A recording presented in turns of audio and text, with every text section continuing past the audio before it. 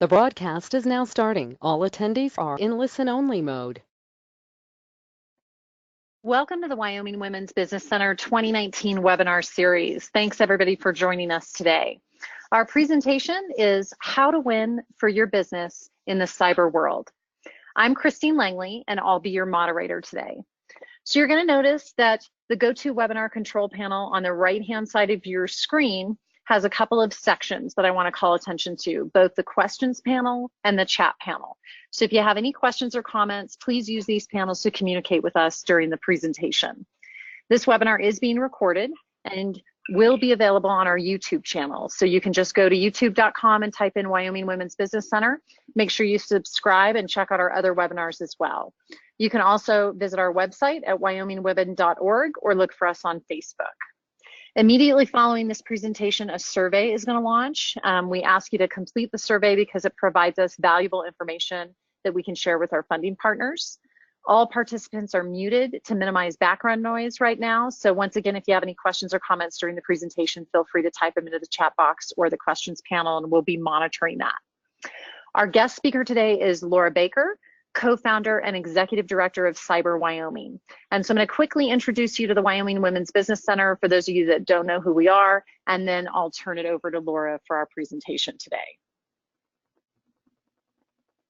So the Wyoming Women's Business Center is a nonprofit organization, and we assist individuals who want to start or expand small businesses in Wyoming. And we do this really through three primary programs. So the first one is business training and counseling.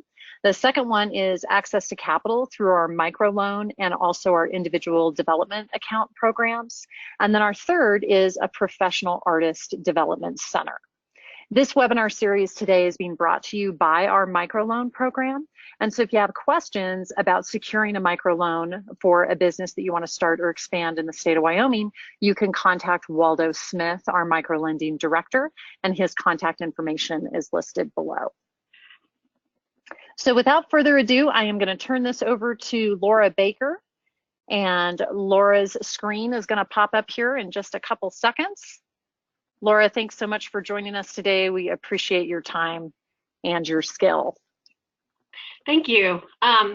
Like she said, I'm Laura Baker. I'm from Cyber Wyoming, and today we're going to talk about how to win for your business in the cyber world. And I'm telling you today that you have the skills, because leadership skills will trump tech talk any day. The Cyber Wyoming runs the Made Safe Wyoming program, and I just wanted to talk 1 minute about Cyber Wyoming. We don't sell hardware, software, or technology implementation services. We are not an IT company. We are a nonprofit that has three segments. Education and outreach, that means, we'll speak at the state science fair to your kids. Workforce development, we're a Department of Labor apprenticeship office for the cybersecurity technician. So we're trying to increase that the workforce in Wyoming because there's a shortage of technology and cybersecurity professionals. And then the final thing that I'm going to talk to you about today, this is part of our economic development program, which we believe in keeping in business retention, keeping business in business, and that's called the Made Safe in Wyoming program. And we'll talk about that a little bit more as I go through the presentation. And we have a lot of organizations throughout Wyoming that are joining this effort and have joined our nonprofit effort. The top part are all the companies in the state that work with us, and the bottom part are all of the national affiliations. So this is a giant one and it's big, but our members and partners really appreciate you attending this as an awareness event, and they also appreciate being part of this network. So why do we all think this is important? Because you've probably experienced this, and we're going to talk about this a little bit. There's a disconnect between risk management, cyber risk management, and the implementation of cyber solutions. We all know we should be doing something, but we don't necessarily know what we should be doing, and that's what we're going to talk about today.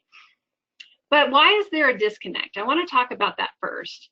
And I think that, and according to statistics, and these are the only statistics I'm going to go through today, only 1 out of 5 small to medium-sized businesses rate their company's efforts as highly effective. That means 4 out of 5 think that their efforts are not highly effective.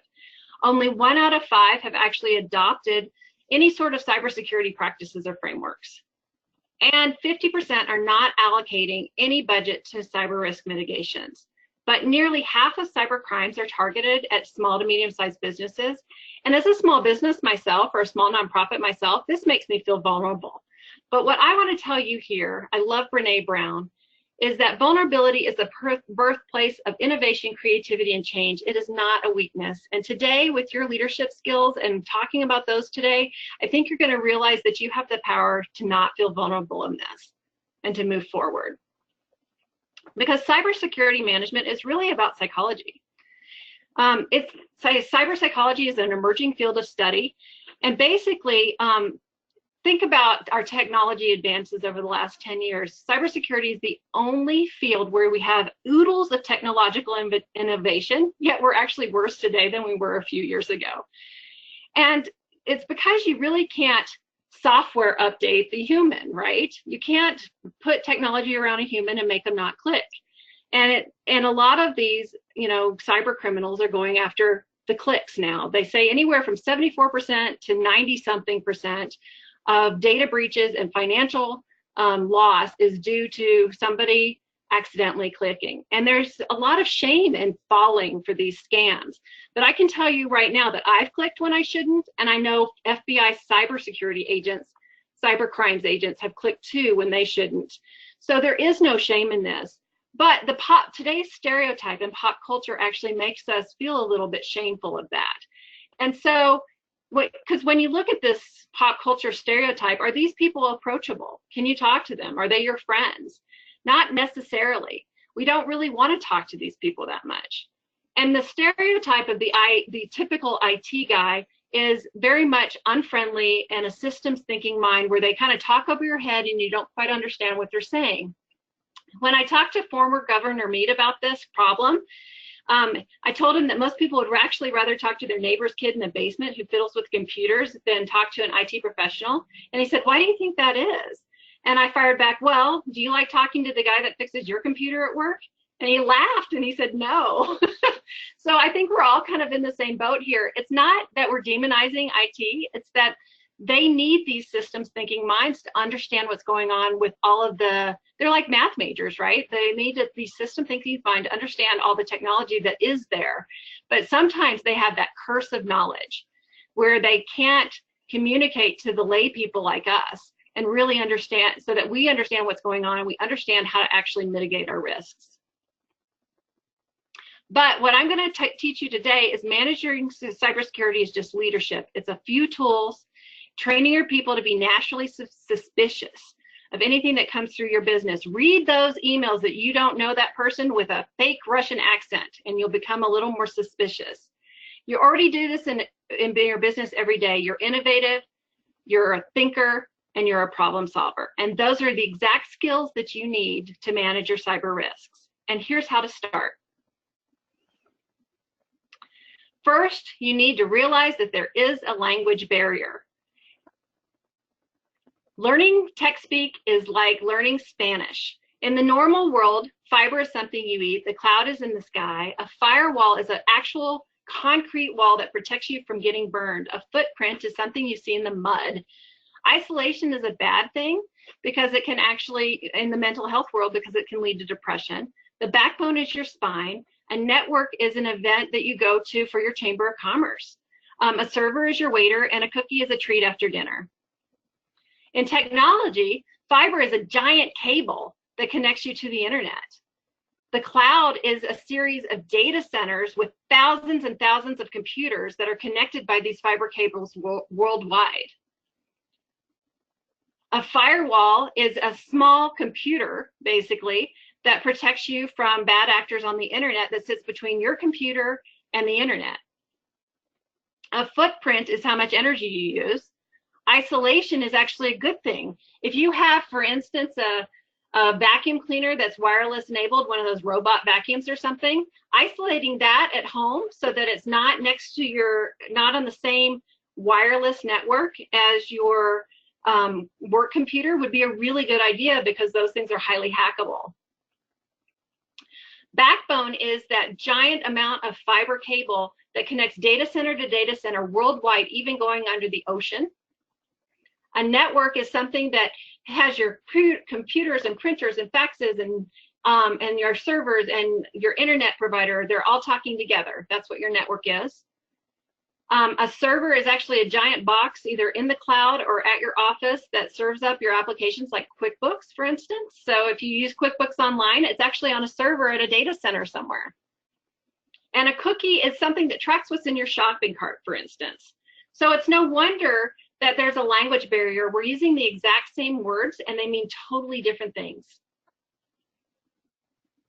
But it's not just tech speak.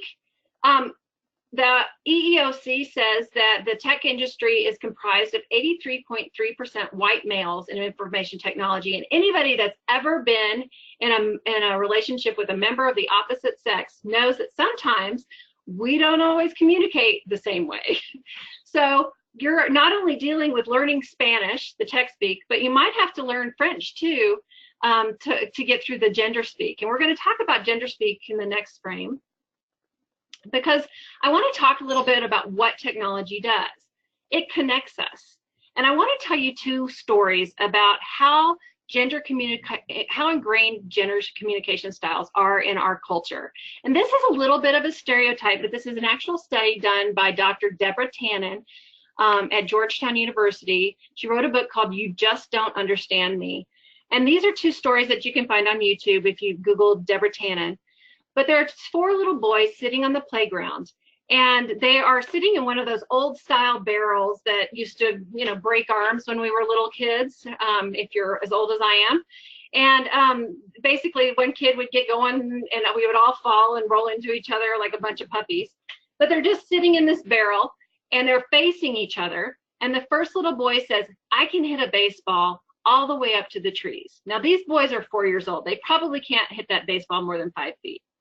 And they're all like, "Wow, that's amazing." And the next little boy, he went up to him and he says, "I can hit a baseball all the way up to the sky." And again, they're all rolling around going, "Wow, that's amazing." And the third little boy says, "I can hit a ball all the way up to heaven." And wow, now they're like, "Woo, that's amazing." And again, none of them can hit it more than 5 feet. And the final little boy says, "I can hit a baseball all the way up to God." And he won. Men speak the language of status for the most part. Again, this is a gender stereotype. But on contrast, if you contrast another YouTube video that Deborah Tannen did, there's 2 little girls. Instead of sitting across from each other, they're sitting next to each other and they're coloring. And the first little girl says, and she's kind of quiet, they're both quiet, but the first little girl starts the conversation with, "My babysitter wears contact lenses." And it's kind of quiet for a second, and you can see the other little girls kind of thinking, like, how do I respond to this? And she looks up and she says, "My mother and my father wear contact lenses." Now she's probably lying in this. But the first little girl looks up, gets this giant smile, and she says, "The same." And so women are they speak the language of connection. Their goal is intimacy and understanding each other. And men speak the language of status and their goals of independence. And outside of cybersecurity, this has helped my personal life, of course, with my husband. However, it's a really good book also to think about the cyber world. So if you contract with a technical person and he's male, you may want to just think about your language and think about, maybe I should speak a little more status or a little more independence or a little bit more information instead of feeling support and intimacy, because you can get over that communication barrier of gender. So what's the best way to learn tech language? It's cybersecurity policy writing, and we're actually going to do that in our workshop at the end of this session. So hold on for that, because we'll talk about these 2 programs and templates and things like that, and we'll be able to write one together. And if you haven't already downloaded the CRI-authentication policy Word document in the handout section, go ahead and do that now so that you'll be ready for that workshop later.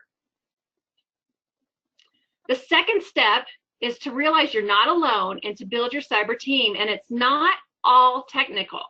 You might have a technical person that is just you, because maybe you're a home-based business and it's just your laptop that you're working with. That's okay. But you might also contract out your IT work. And so, but it's not, your team is not all technical, because you may need an insurance agent. Maybe you have a board of directors and you had to get professional liability insurance. Did you think about getting cyber liability insurance too, in case you have a data breach? The second person of your team that is not technical is an accountant. If you have accounts payable process, or you need to back up your accounts payable, or you have QuickBooks or something like that, your accountant can advise you on some of the scams that they see for their other customers and keep you informed of what's going on. Your chambers and your economic development agencies, like the Wyoming Women's Business Center, give you these free and cheap webinars so that you can keep your awareness level up and not be a clicker, for instance, in cyber psychology. Your attorney can help you review some of your security policies as you grow and build your business.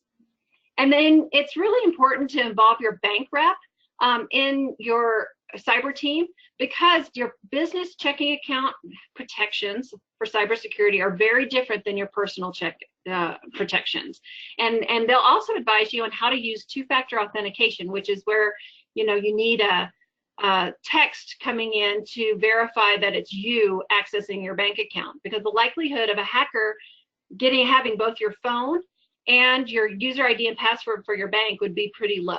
And so they can help you with that two-factor authentication and walk you through how to set that up on your banking account.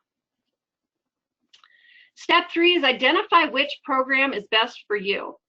And there's a bunch of programs that are self-led. I'm going to talk about the Cyber Readiness Institute second, but I wanted to show you the FCC Cyber Planner and the FTC Cyber Training modules first. And I'm going to go ahead and escape out of this and show you the FCC Cyber Planner. See, it's fcc.gov/cyberplanner, and all the links to the resources are also in the handout section in a PDF. But the best thing about this is that it's totally free. It gives you free advice, and it's advice in your language. So I'm going to go ahead and put Cyber Wyoming.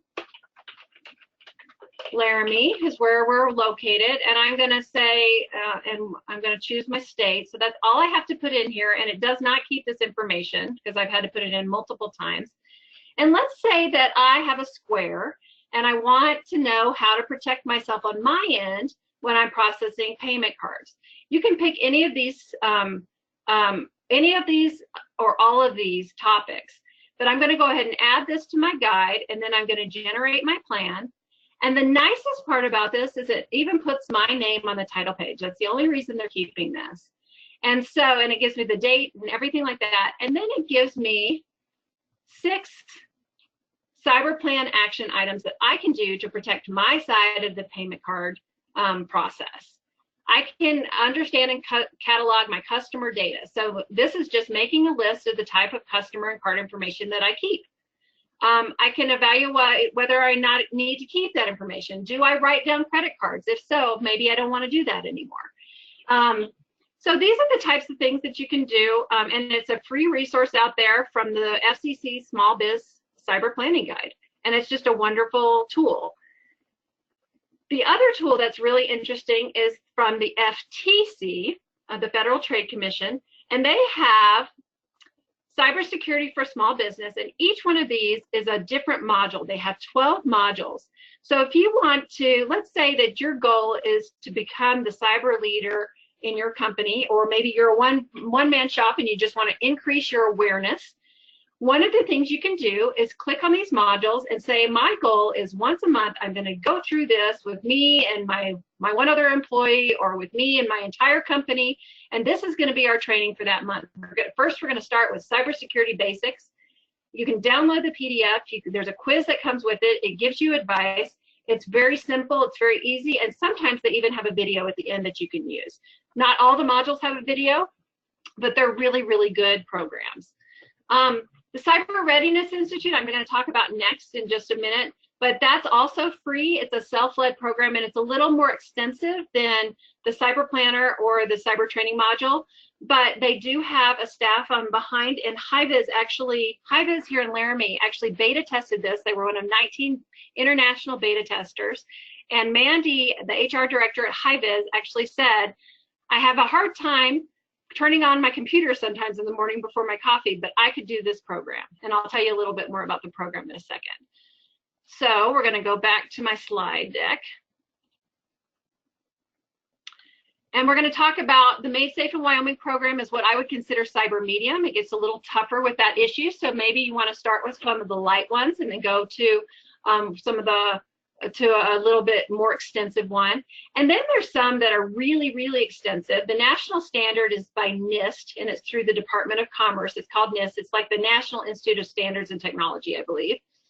And if you're a manufacturer or you need to be Department of Defense compliant, or even if you are a retailer and need to meet PCI compliancy, which is payment card industry compliancy, there might be other frameworks that would be better for you than some of these, the cyber light or the cyber medium.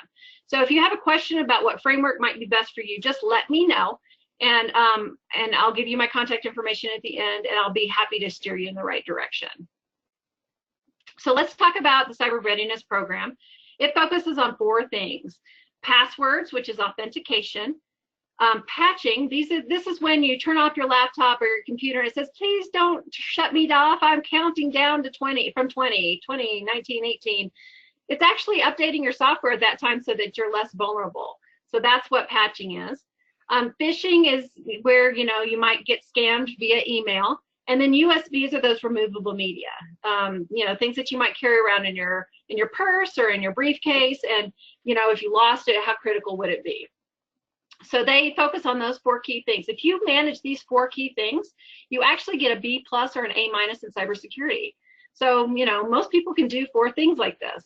And they actually have they run their program a lot like a marketing campaign, which is what I love about this program. So they actually, you can download posters, and there's the password poster and the Be Cyber Ready poster are both on the handouts page. You're welcome to download those if you'd like. But again, the whole program's free, so you can go out and download more if you would like, but I wanted to give you an example of what it was. They also have policy templates to customize, and that's going to be part of our workshop today, is customizing a password policy for you and walking you through that. They have email campaigns that you can send out to your staff. Now, if it's just you, this doesn't make sense, but if you plan for growth, 5 years down the road, this program is going to grow as well, and it'll be there for you if you have, you know, 10, 15, 20 employees. And they also have pre-made materials for staff training. So again, if it's you and another person, maybe your goal is once a quarter to get together and talk about a cybersecurity subject to increase your awareness. Or maybe this is for your staff in the future because it's just you today. So what else is out there? There is a Wyoming homegrown solution. That's the Made Safe in Wyoming program that Cyber Wyoming runs. This program has more than 4 issues. We go through a checklist that's a page long. And this checklist is actually reviewed semi-annually by Wyoming companies. Once we go through that checklist with you, we actually give you a current situation report with recommendations, and we will follow up with you on a monthly or quarterly basis, whatever works for your time schedule, to make sure that you meet the goals that you set, not necessarily the ones that we set, because each company is different.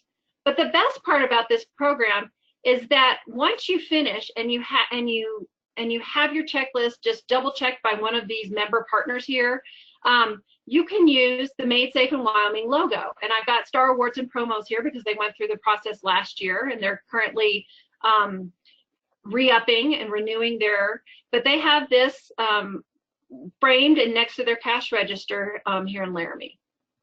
And so what it does is it makes cybersecurity a little more visible to your customers, but the best thing that it does is that it gives you that little competitive edge. Let's say you're a coffee shop, a local coffee shop, and you have a Starbucks in your town too. If your customers see this next to the cash register, they're not going to see that next to the cash register at Starbucks because they're too big. They're not going to handle this. And so it gives you a little bit of a competitive edge for competing with those box stores. Because cybersecurity can sell. This is a little more expensive. The cost is $100 for the first meeting, and follow-up is usually 30-minute meetings for about $30, whether it's a month or quarter, whatever works for you.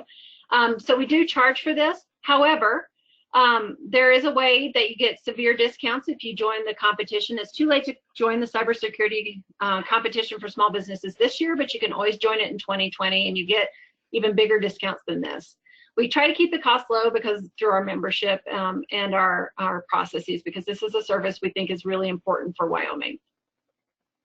So let's get started on our workshop. Has everybody downloaded the CRI _ authentication _ policy template.doc? So if so, we're going to start with our polls. So I'm just going to give you a second to download it if you haven't already. And then I'm going to launch a poll. The first poll is number of employees. This is just so I can help you with working on the password policy.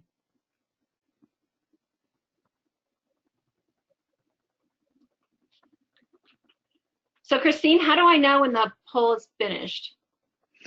So we're in progress, and we want people to select one of the following in your business. Is it just you right now? Do you have a family that helps? But mostly it's you, or you actually have employees. And okay. So usually we just give people a couple of minutes until it looks like we have all the votes in. Looks like we have almost 70% voting.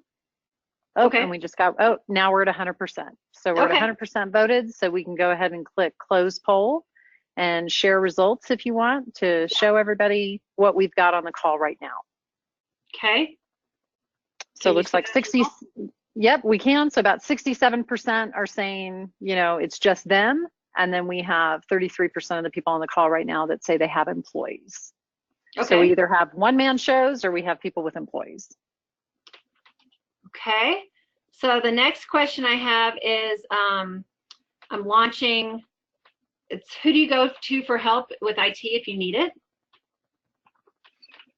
And so the answers here are, I perform the role of IT guy, in quotes, when my computer breaks, or I take my computer to a shop, or someone that I know when I need help, or are you actually contracted with a professional IT vendor and they help you when you need help with IT? It looks like everybody prefers the role of IT. I see that in the poll, so I just shared that. I think I just shared that with you guys. Okay, perfect. Okay. So everybody's in the role of IT guys. So this will be good information for them today. And then you want to do that final poll? Yep, I just launched it. All right, so where does everybody work? Are you home-based? Do you work out of a shared workspace, like a co-working space? Or do you actually have an office space or a retail location that you work out of? So we just want to get a sense of where you're at. Looks like we have about 70% of the vote in. We're just waiting for a few more respondents.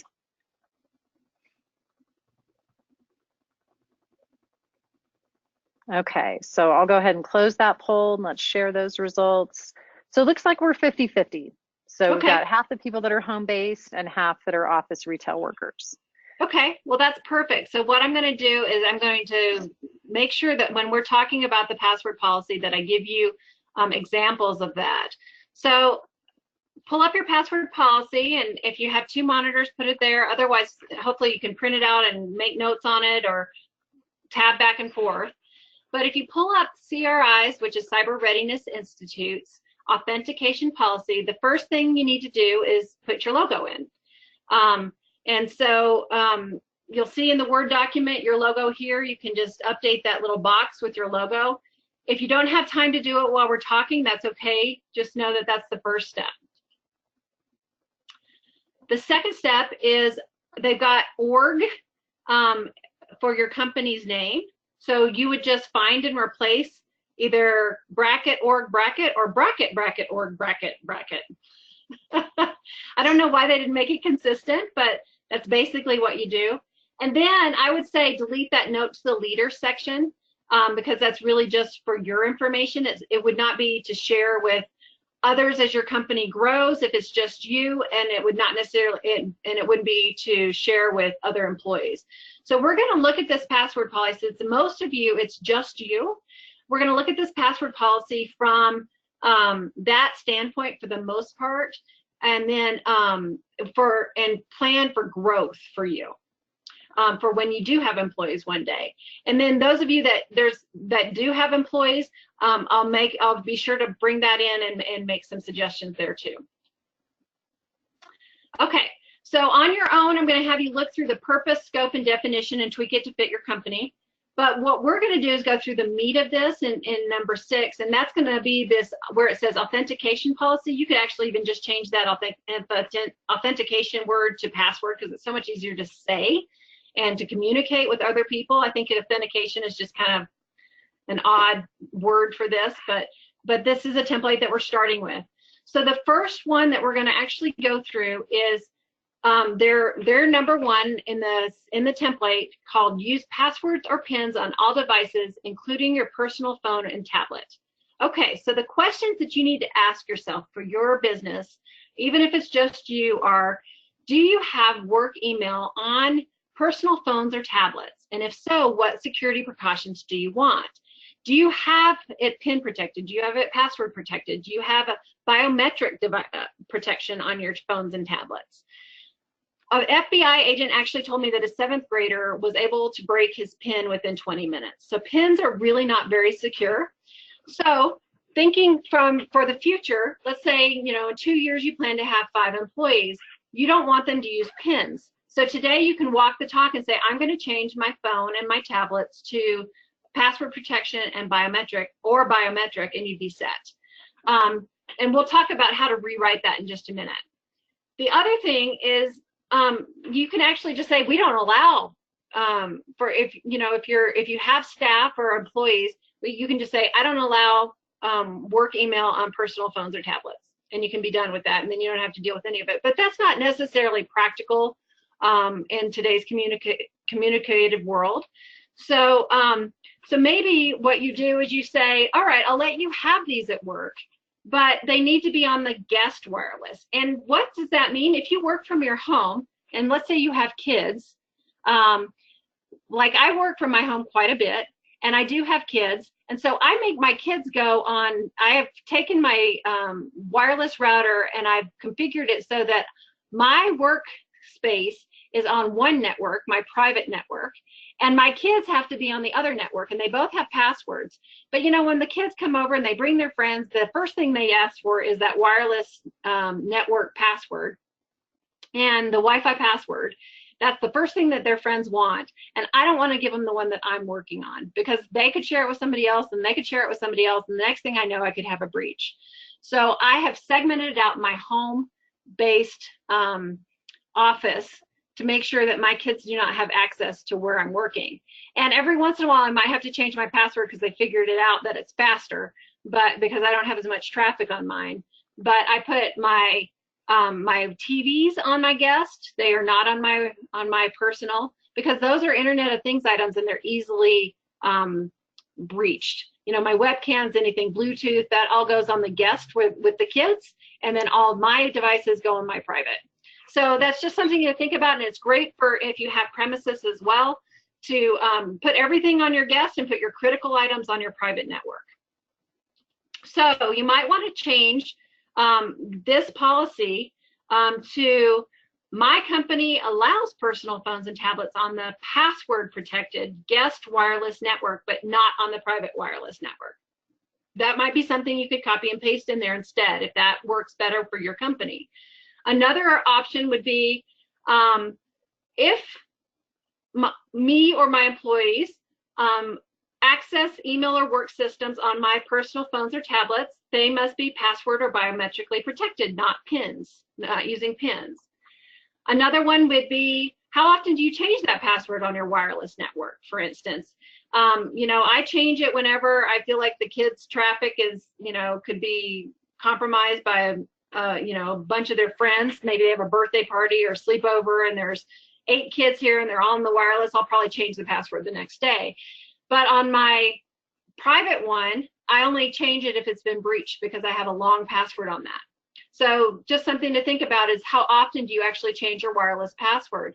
And in Casper was actually the number 1, or maybe it was number 2. I think it was number 2 city in the nation, right behind New York City, for the number of default user IDs and passwords that were facing the internet. And that was partially because of wireless routers that people just brought home from the box, installed, and never changed the password. Well, they come with a default user ID and password. So anybody that knows that default, which all they have to do is go read the box, to know it could get into your wireless network if you haven't changed it. So just be aware that you do need to change those. So the next one from the CRI template is use passphrases instead of passwords. And I'm going to show you a great demonstration. I'm going to go out here to how secure is my password.net. And I'm going to enter password 1. Whoops, I think I mistyped it because it's normally instantly. PASSWRD1. There we go, instantly. So this is an instant, can be cracked instantly by almost anybody in ethical hackers, non-ethical hackers. So let me type in my old house number was 4409. Now I'm up to 494 quadrillion years. So it's a fun thing to play with to find out how secure your passwords are. But before you actually enter your password on anything online like this, never actually enter your actual password, okay? Because you don't know who, even though this is secure, it's encrypted, you don't actually know who it might be monitoring that system on the other side. And so just enter something similar, like, because my old house number is not actually 4409, it's 4410, for instance. And so, you know, and I don't actually use that password, but it shows how different phrases are versus just words. And you could do, like, some people used to say, put in skinny popcorn. So that can be passed, that can be killed within 2 years. Probably faster because they use dictionary cracks sometimes. So again, phrases are best. You could say, I like skinny popcorn.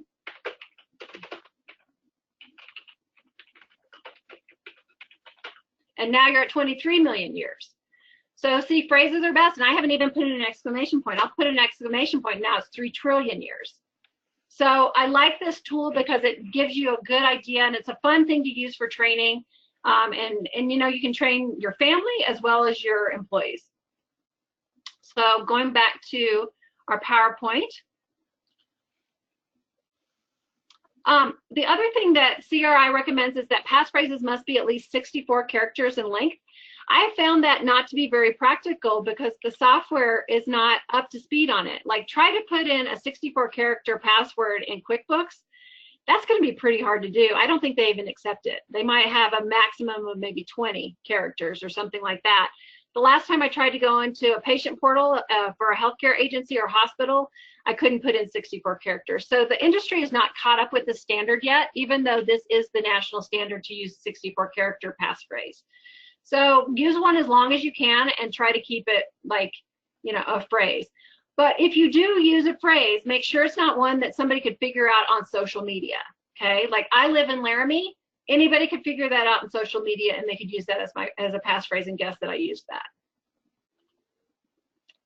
So you could possibly change this using the passphrase section of your password policy to, my company requires employees to get over $1 billion to crack a similar password on howsecureismypassword.net.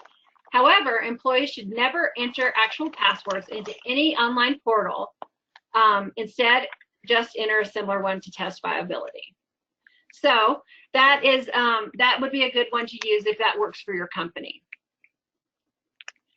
So I want to stop for 1 second and just say, are there any questions? If so, pop them in the chat box, and because or otherwise we'll keep going. Okay, I'll watch the chat box, and if you guys are just getting to it, let me know. Never use the same passphrase for business and personal. So this is sometimes, you know, when you're home-based business or these intermix. So this may not work for your company, and that's okay. If it doesn't, just delete it, because business may be personal, but when you're a home-based business. So I completely understand that. But if it isn't, I'll tell you why mixing passphrases or passwords is a bad idea, and 2 down in just a minute. Passphrases must be changed if there's been a cyber incident. This speaks to that oh shoot moment where you're like, uh-oh, I think I just updated my user credentials on a fake site. Oh no, what do I do? So, you know, first of all, I want you to know that the FBI does have good resources out there. Law enforcement does have good resources out there. If you need help, you have to call them quickly if you have a wire transfer or something that needs stopped, but they can stop it sometimes. But you have to call them within 12 to 18 hours in order to get it stopped. Your banks can also be your really good friend there on that oh shoot moment if you're losing money quickly. But here's something else that you can check. I want to go out to, have I been pawned or pwned or owned? It depends on what tech person you have. And I entered my junk email account, which I've had for probably 15 years, called senselessfears@yahoo.com. And I hit, have I been pawned? And it says, oh no, 5 breach sites. Well, the major one here is LinkedIn. It's been breached multiple times. And so what happens is that hacker gets my user ID and my password, and then they try to use senselessfears@yahoo.com on other websites with that same password, because they know that we reuse those passwords all the time, right? And so it's a really good idea to check both your personal and your business accounts on this to see if your email addresses are on the dark web. So I'm going to put in my business account, and this is what it looks like when you have not been on the dark web yet, when you have not been breached yet. And it says, good news, no pawnage found. So on a quarterly basis, what we do is I take my personal and my business accounts, email accounts, I type them in here, and I check to see if they've been pawned. And if, for instance, on my Senseless Fears Yahoo account, if I see that it's gone from 5 to 6, then I go down and see what sites, and I just change my password right away, so that I know. And since I'm really careful not to reuse passwords, I know that that's probably the only site that has been breached, which is a good thing. So going back to our presentation. The next one, it says never use or reuse the same passphrase on 2 or more systems. I talked about this is kind of how they get you. And so there's a few methods. There's a very low-tech method you can use to not reuse your passwords. Write them down in a notebook and keep them in a locked file cabinet. There you go. And if you travel with them, make sure you keep them in a locked, in some sort of locked area. Guard them with your life. If a medium tech would be, put them in a Microsoft Word, document and implement password protection. And I'm going to show you real quick on my PowerPoint how to implement password protection. You just go to File, Protect Presentation. Can you guys all see that? Christine, can you see that okay? Yes. So that's the same thing in Word. And it just asks you for a password. And if you forget your password, you're out of luck because you're not going to be able to get there. But if you put all of your passwords in a password protected Word document, you're going to be in pretty decent shape. So that's good. And then a high tech would be to use password management software like, and we'll talk a little bit about this later, but the major brand names are like Dashlane and LastPass. And, you know, if you're a nonprofit, they even have free options for you out there, but just make sure that whatever you buy is not fake. There was a fake KeyPass website out there that actually was selling password management software that was not real. So just make sure it's not fake. Check PC Mag, or PC Magazine has really good consumer reports on this type of stuff, and it's a good place to check. Okay. The next one on CRI's template is never share your password. So if you call an IT guy for help, if he asks for your password, he's not good. You should fire him instantly and find somebody else, he or she. So don't, because you should not ever share your password. Not if Microsoft doesn't call you, but often the scammers will call you, say they're from Microsoft and they want your password. Be sure not to share your passwords on business-related systems, especially. But I do realize that sometimes there's an exception. I have one exception that I share an account with my business partner, for instance. And so what we did in our policy is we said employees will not share accounts and passwords with the exception of whatever it is. The company website account is the example I used. Or it could be Facebook, or it could be Instagram, or it could be Twitter, or something like that that you're using to promote your business.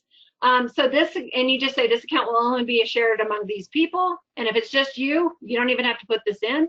And the passphrase will change whenever any person in that group leaves. So you can put those exceptions in your policy. This is your policy, so you're making it the way that you need it to be made. Okay? All right, we're going to go on to the next one on the CRI template. Two-factor authentication. They say use it everywhere. I say it's a total pain in the patootie, but it is very, very good to use it for all financial and bank accounts because it can save you a lot of heartache in the long run. You know, again, the hacker is probably not going to have access to both your phone and your email address and user ID for your bank account. So you're just giving yourself that extra oomph of security there. So I tell everybody, just even if you don't use it anywhere else, always use it for your financial accounts to make sure that you trust, to make sure that they are safe. And then if you do get breached, they won't get your money. Access to our data and systems is limited is the next one on the CRI template. So you might have like OneDrive or Google Drive or a thumb drive for file sharing. Just think about how you can protect it. If you use a thumb drive, is it encrypted? You can get encrypted ones for free or for like 15 bucks on Amazon. Or if you have a Windows 10 professional operating system on your laptop, you can encrypt them yourself. And then that way, if you lose it, it's never, you know, it's never gonna amount to anything because it's encrypted. I take my financial information to my accountant on a thumb drive and I encrypt it before I get there, and then I give her the encryption key. And that way, if you know, if something is lost or if she loses it, I don't worry about it. So that's a good thing. Think about who really needs access. Think about what you consider as sensitive.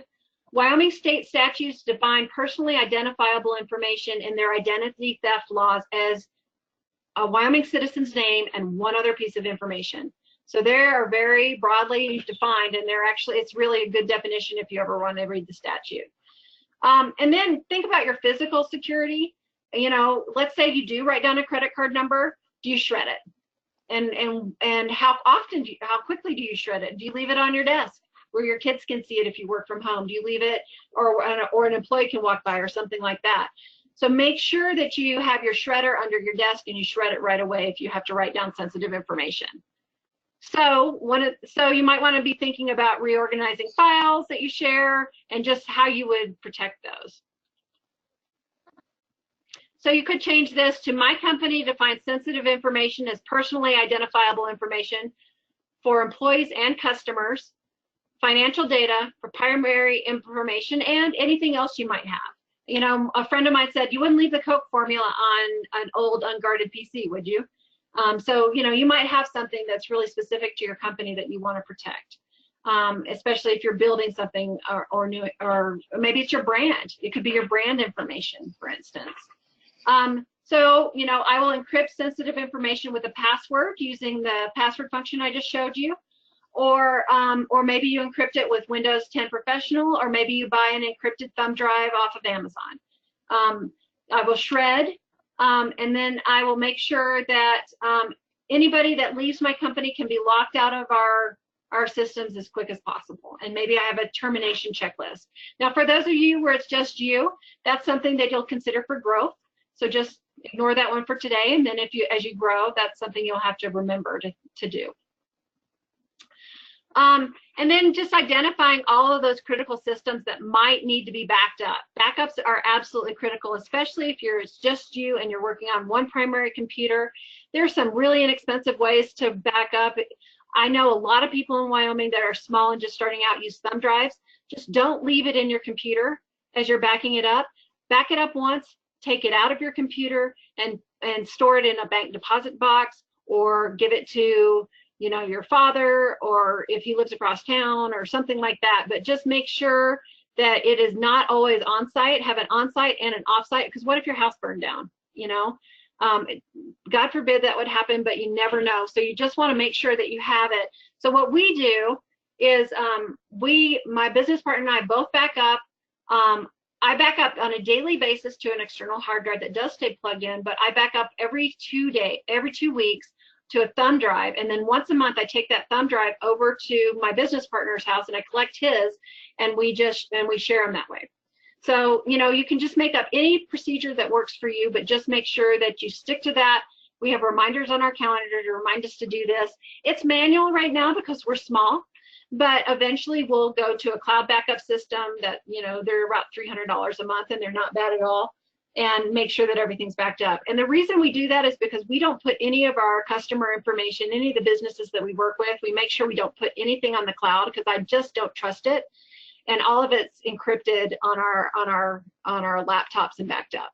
So, and that's where it is. Now, I'm not saying the cloud is untrustworthy. I just think it's the next generation of hacking. Right now, it's very trustworthy. Other questions from the Made Safe in Wyoming checklist. You get a little piece of both, and I'm just going to go through these really quick, and we're almost done. Do you work with any independent contractors, and do they have access to any of your data or systems? If you do, you might want to make sure that they follow your password policy and make sure they have good antivirus and things like that on their system, just like you do. Again, do you write down your policies?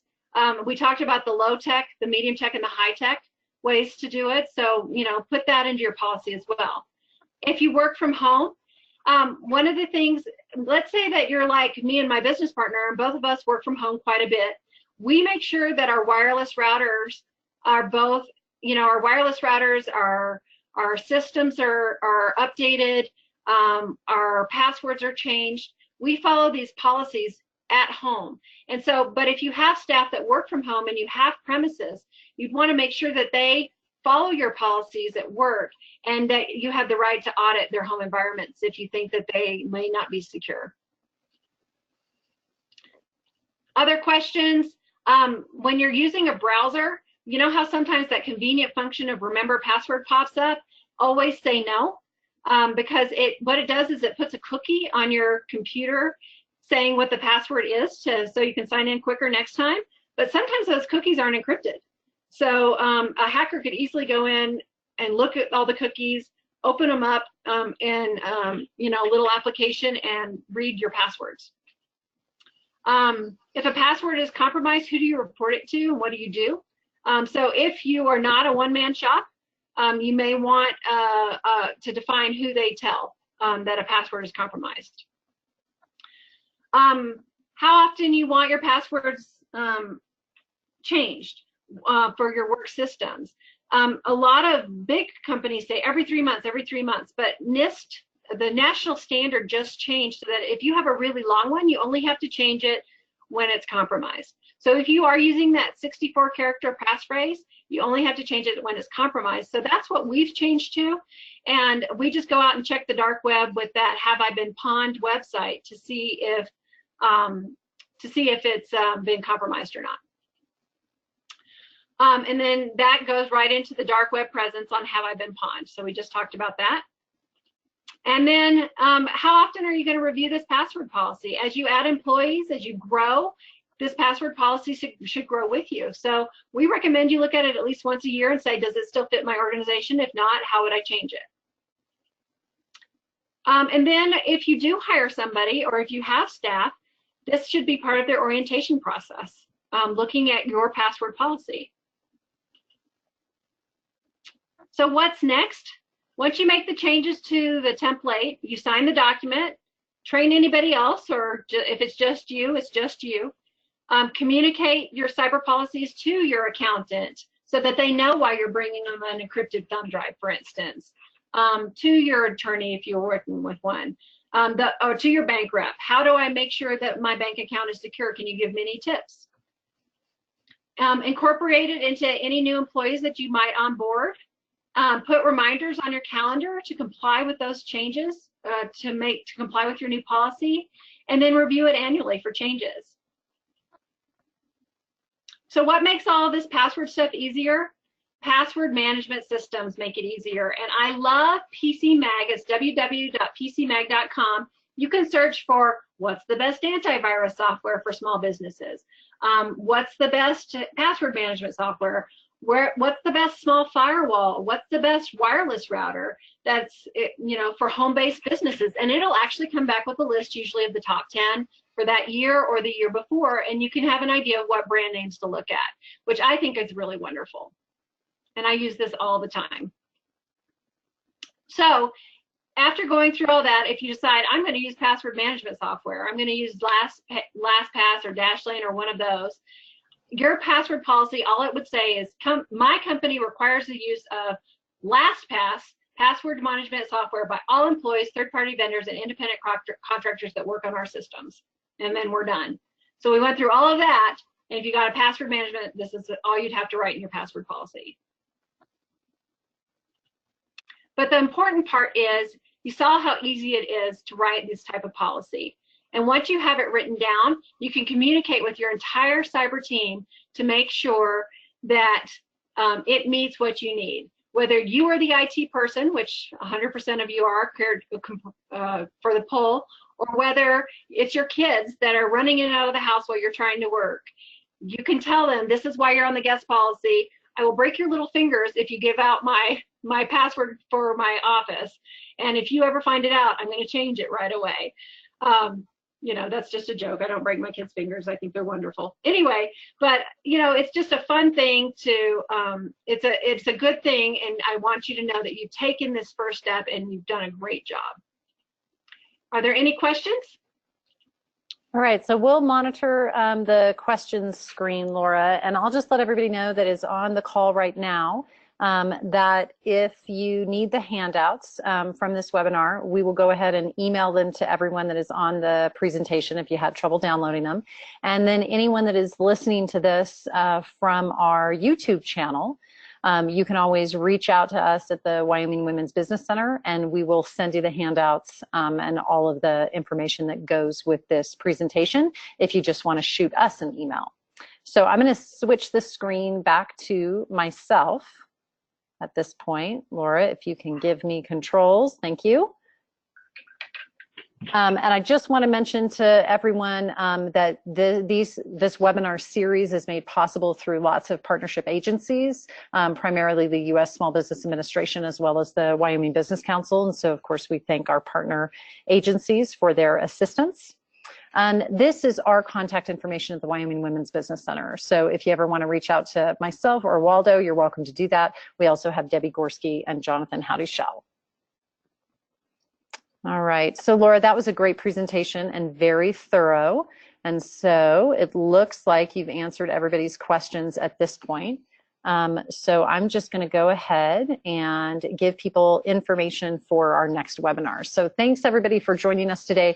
Our next webinar is scheduled for Thursday, September 19th from noon to 1 p.m. and the topic is 10 tips for managing a seasonal business. So if that rings true to you, or if you know anyone that would be interested in that webinar, please pass the information on to them. Look for our emails coming up to register, and if you have any additional questions or need further assistance, feel free to contact us. Our business counseling is free and we'd be happy to assist you. So once again, take the time to complete the survey that's going to be launching in just a few seconds after we close this webinar. We do read every single survey and your feedback is important to our program. So thanks again, Laura, and everybody have a great week. Thank you, Christine. Bye-bye. Bye.